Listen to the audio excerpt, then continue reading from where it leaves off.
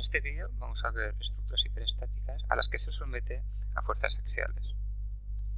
Hasta ahora hemos visto siempre estructuras isostáticas, como la que aparece en la figura.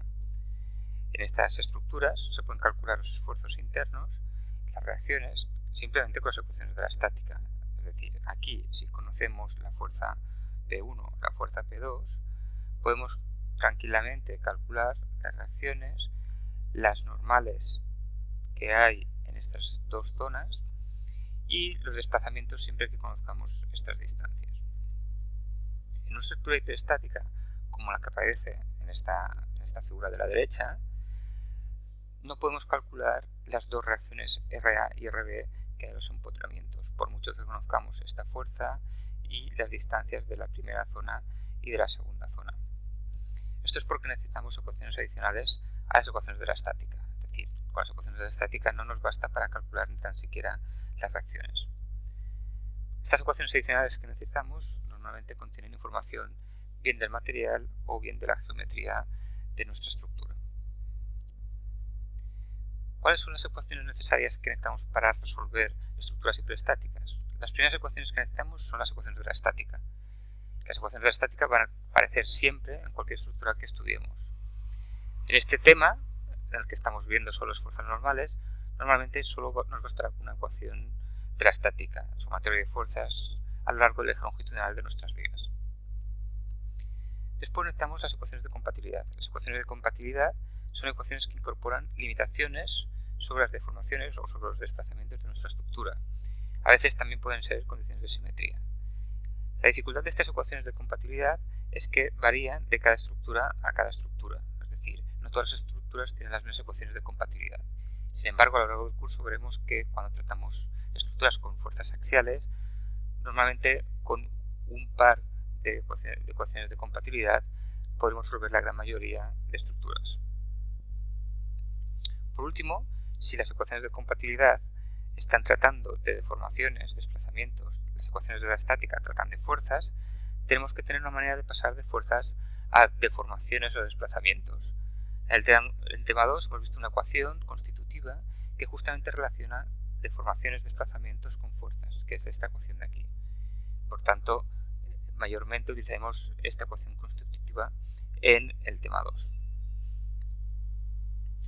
Vamos a ver la aplicación de estas ecuaciones y la manera de cómo aplicar estas ecuaciones en un ejemplo de una estructura que será una viga con sección y módulo elástico constante que está bien potrada en el extremo superior y en el extremo inferior y sometida a una fuerza puntual a una distancia A del empotramiento superior. Tendremos o conoceremos esta fuerza, esta distancia del empotramiento superior a la fuerza aplicada al punto donde está aplicada la fuerza, la distancia de este punto al extremo empotramiento inferior, evidentemente la longitud de nuestra viga. Lo primero que haremos será plantear las ecuaciones del equilibrio, es decir, sumatorio de fuerzas a lo largo del eje longitudinal de la viga. En este caso sería RA, RB y P, que nos daría esta ecuación que tenemos aquí. Después, a continuación, podríamos escribir los cambios de longitud o alargamientos, contracciones a las que experimenta la estructura en este primer trozo de aquí, el superior, desde el empotramiento superior hasta la fuerza puntual aplicada y desde la fuerza puntual al empotramiento inferior. Son zonas en que la fuerza normal, el módulo elástico y la sección son constantes. Por tanto, podríamos utilizar la expresión, la ecuación constitutiva que hemos visto anteriormente. El desplazamiento o el cambio de longitud de la parte superior se podría escribir de esta manera, teniendo en cuenta que la normal, llamando NA a esa normal no es más que la reacción en A. Esta reacción es una fuerza de tracción, por tanto la consideraremos positiva.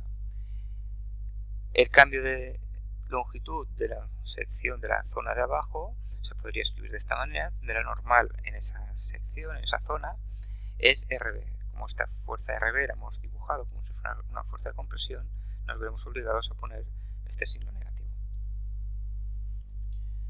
A continuación escribiremos la ecuación de compatibilidad. En este caso, debido a que los dos empotramientos los vamos a considerar ideales, el cambio de longitud de la viga, de la zona superior de la viga, y el cambio de longitud de la parte inferior de esta viga deberían sumar 0. Es decir, dicho con otras palabras, el cambio de longitud de la viga entera tiene que ser nulo por culpa de estos empotramientos.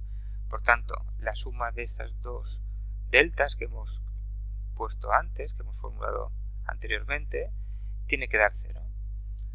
Por tanto, cuando formulamos esta ecuación de compatibilidad y utilizamos las ecuaciones constitutivas que hemos escrito antes, nos va a quedar una ecuación en función de RA y RB. Esta ecuación, junto con la ecuación de la estática anterior, nos forma un sistema de ecuaciones de dos incógnitas, sistema de dos ecuaciones con dos incógnitas que tiene una solución única. Resolvemos y obtendremos por fin los valores de RA y RB, las dos reacciones. Como vemos, tanto RA como RB ahora nos queda en función de parámetros que inicialmente conocíamos. PBL para el caso de RA, PAL para el caso de RB. Una vez que conocemos las reacciones RA y RB, podemos calcular cualquier otro parámetro que nos interese de esta estructura. Por ejemplo, cuánto se alarga la zona superior de la viga entre A y C, o cuáles son las tensiones normales en esa zona. Todo nos quedará en función de parámetros conocidos. Por tanto, ya podríamos resolver completamente esta estructura.